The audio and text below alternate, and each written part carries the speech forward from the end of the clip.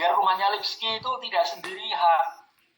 Biar rumahnya Lipski itu makin kuat, kokoh karena didukung, lebih legitimate, lebih kuat, lebih kokoh karena didukung oleh pakar-pakar yang lain. Lah dukungnya itu tidak harus utuh, sedikit-sedikit yang sesuai dengan arsitekturnya Lipski, Anda ambil. Itu ya, untuk teman yang lain juga. Jadi, jangan sampai hanya satu pakar, grand teorinya terus.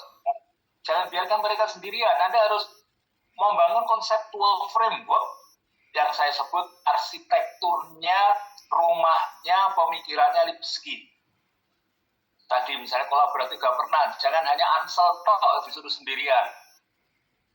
Anda boleh ngutip pakar yang lain, senyampang pendapatnya pakar itu memperkokoh, memperkuat, melegitimasi pemikiran dari grand teorinya.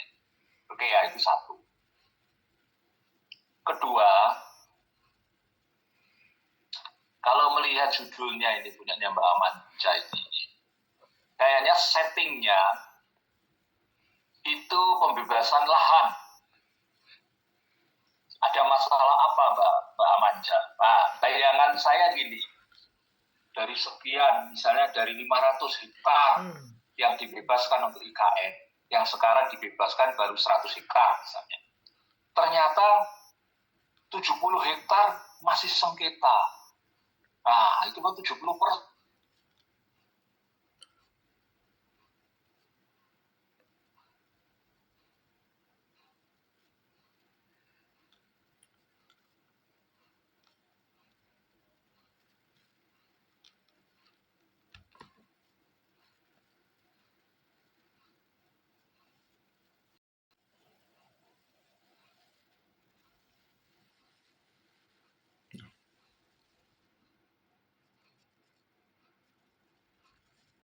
Banyak itu kan akibat dari pembabatan itu.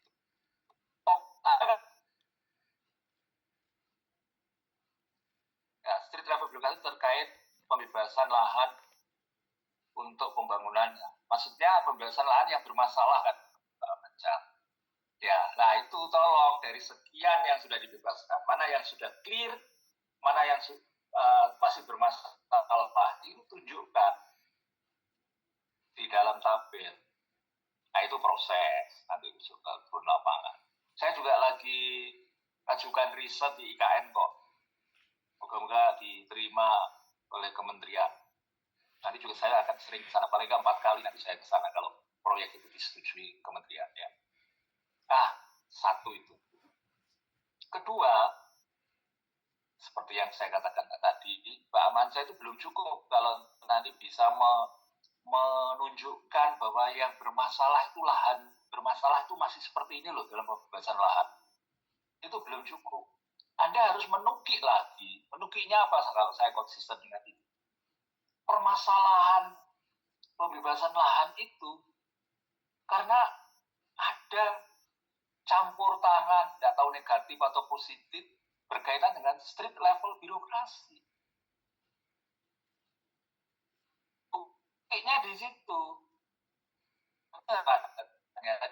Buktinya sehingga itu memberikan, ya, teman-teman biasanya selalu seperti itu. Cukup settingnya. Tapi terus menukiknya yang berhubungan dengan pisau analisis, itu kurang menukik. Jadi, settingnya tentang pembebasan lahan tadi yang bermasalah makin banyak misalnya, Mbak Amanja bisa.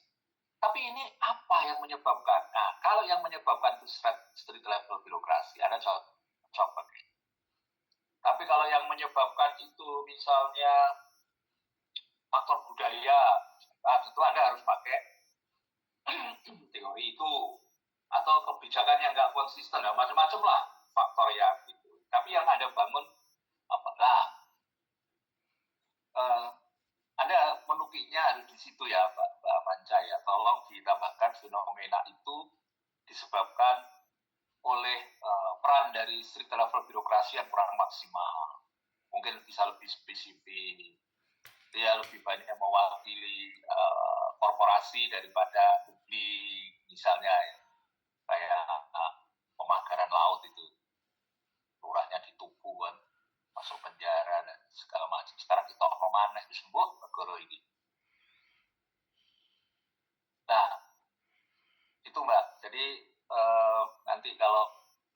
pengen ini lihat ujian tanggal 16 itu tertutup habis sholat Jumat. Itu bimbingan saya promotor. Kalimantan Selatan yang sekarang meroket ke pusat menjadi dirjen pertambangan, namanya Pak Roy. Ya. Terus itu yang Anda maksudkan dengan street level birokrasi itu siapa, Pak Maja? Otorita IKN-nya, Bro, karena di bawah naungan ini untuk pembebasan lahan di bawah naungannya otorita IKN. Bukan Pak Camat, Pak Kades, Pak Kepala Dinas, bukan. Itu juga nanti termasuk ini, Bro, bisa diwawancarai sih, Bro. Ya, kamu harus jelas dulu ya, konsep yang dimaksud street level birokrasi. Street level birokrasi. Definisi konsepmu harus clear gitu. Karena itu sangat menentukan untuk mencari informasi. Terus juga membangun narasi di latar belakang masalah. Ya. Itu terus apa catatan saya tadi? Rumusan masalah.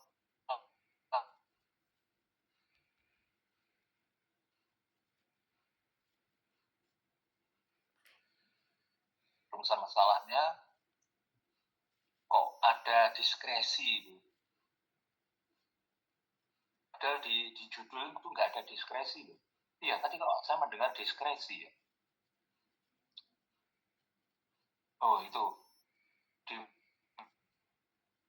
Diskresi itu konsep yang abot. Ya enggak apa-apa. Tapi di judulmu nggak ada diskresi loh. Kok ujuk-ujuk muncul. Jadi manfaat teoritis itu kan memberikan kontribusi bagi pengembangan literatur tentang teori street level birokrasi, khususnya di perspektifnya Michael Lipsky misalnya. Sehingga harapan saya nanti Anda bisa merekonstruksi teorinya Lipsky, mendekonstruksi teorinya Lipsky, khusus untuk kasus IKN. Ya kan, tidak bisa generalisasi, direplikasi. Ya itu yang saya sebutkan teman-teman ya. Jadi Anda itu jangan berpikir positivistik ya. Jadi ingin membuktikan teori itu, walaupun karena kualitatif sehingga tidak pakai uji statistik. Jangan. Kualitatif itu terbalik kan, dari induktif ke deduktif. Jadi Anda jangan terbelenggu itu oleh dimensi-dimensi itu. Anda tidak mengukur teori. Ya. Sekali lagi, itu hanya perspektif. Kekuatan Anda itu adalah memotret kondisi lapangan. Sebetulnya guide interview itu jangan terlalu ketat, longgar saja. Anda ingin mendengarkan, ingin memotret kok. Sehingga gambaran lapangan itu jangan Anda toto sesuai dengan pesanan teori deduktif, biar apa adanya. Terus hasil pemotretan yang skala pikselnya semakin rinci, semakin variatif, data yang Anda peroleh dari lapangan, itu pikselnya semakin bagus, terus kemudian Anda sandingkan dengan sebelah kiri, ya tadi yang saya sebut, normatifnya. Saya kira ini saran saya juga untuk Mbak Lindi di latar belakang masalah. Jadi Anda harus kreatif.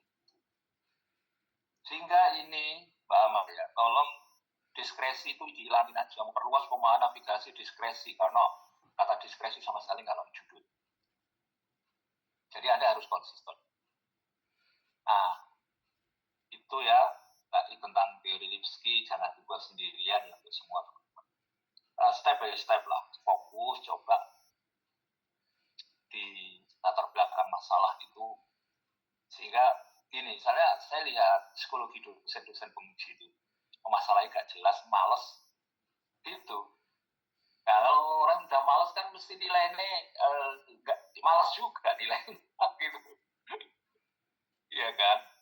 Jadi buatlah masalah itu yang menarik sehingga membuat orang itu kayak kopi itu loh, melihat tulisanmu itu makin bersemangat. Kalau orang itu semakin banyak pertanyaan, itu berarti tesismu semakin menarik. Kalau tesisnya itu nggak ada yang tanyakan, cukup satu pertanyaan saja, itu tanda-tanda zaman itu. Halo teman-teman, kalau dosen penguji malas tanya, itu sudah tanda-tanda zaman itu. Nilainya wis ono tapi pertanyaannya titik. Ya, justru tesis yang menarik itu yang membuat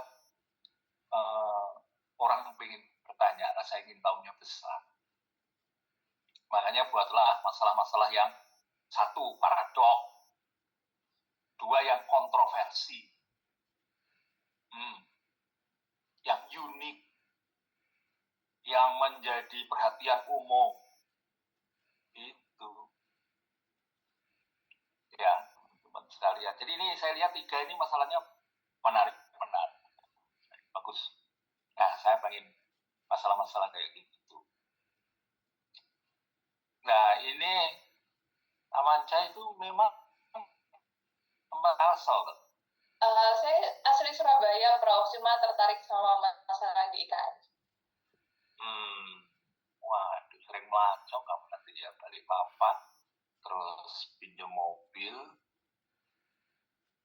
Wah, ini nanti kalau riset saya itu sekalian itu ya Mbak Amanca ya. Jadi IKN itu ya, bisa banyak banget itu. Di bimbingan saya Rohman itu ya, Rohman itu juga IKN. Tapi dia bagus itu tentang konsep baru, environmental governance. Karena dia nyoroti ya, karena kota di kota negara di pemerintahan terdekat. Nah, ini menarik. Konsepnya, jadi hanya konsepnya menarik, tapi dia ada bukti ke justifikasi mengapa isolasi environmental governance itu cocok. Karena ada masalah tentang environment. Nah, kayak gitu loh ya teman-teman ya. Kali lagi saya hanya mengingatkan, settingnya rata-rata teman-teman sudah bagus, cuma jangan lupa pisau analisis itu menukik ke masalah. Kalau kolaborasi sudah pernah, berarti ada masalah koordinasi, masalah kolaborasi. Nah, cocok dengan kolaborasi juga benar. Jangan sampai masalahnya itu misalnya akuntabilitas, oke, misalnya Anda pakai kolaboratif governance, nggak cocok. Ya, nggak cocok, kurang menuki. Jadi kurang lebih itulah ya yang bisa saya berikan ke teman-teman. Jangan takut keliru, sekali lagi. Ya, tesis itu memang tanganmu harus kritik. Ya. So, saya harus gerak. Jangan hanya dipikir tok aja, didiskusikan. Tulis, bahasa tulis. Jadi tiap hari, tolonglah.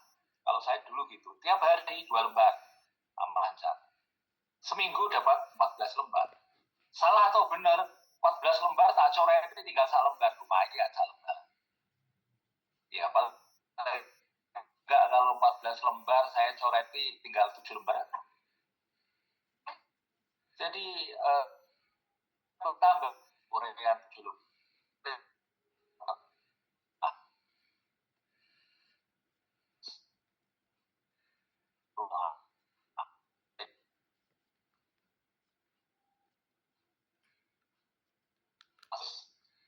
Sudah penelitian itu kalau S2 berarti menganalisis secara mendalam plus judul, ya kan? Jangan hanya mendeskripsikan. Kalau mendeskripsikan S1, menganalisis. Terus manfaat penelitian, ada manfaat praktis, manfaat teoritis. Manfaat teoritis berkaitan state of the art tadi, di area yang kosong, Anda ingin membangun street level birokrasi dari Lipski kebanyakan dipakai ini, yang ini jarang sekali, apalagi untuk IKN masih sangat jarang dilihat dari Cox viewer, sehingga Anda memberikan perspektif itu. Jadi manfaat penelitian nanti mesti harus redaksionalnya, mesti oleh dosen pembimbing harus dapat perhatian, tidak sekedar lewat gitu, penting itu. Oke, terus terakhir dari saya, konseptual framework-nya Lipski, kasusmu ya, jangan dibuat sendirian. Dia harus ada jadikan pendukung, ya itu namanya mencari pendukung dari pakar-pakar yang lain. Memperkuat konseptual framework-nya Lipski. Karena Anda sudah deklarasi pakai Lipski. Di sini nanti pertanyaannya, mengapa pakai Lipski? Anda harus bisa menjelaskan. Tentu yang relevan dan permasalahan. Jadi sekali lagi, permasalahan itu adalah panglimanya. Data empiriknya itu adalah sumber teori. Itu kalau kualitatif. Makanya induktif ke deduktif. Saya ulang lagi. Induktif ke deduktif. Rojone itu adalah perolehan data lapangan. Tapi kalau kuantitatif, rojonya itu deduktif. Apa itu? Teori yang menghasilkan hipotesis. Lain toh. Masing-masing punya kelebihan. Oke, saya kira cukup dari saya karena pas jam 9. Habis itu Amansyah mau minum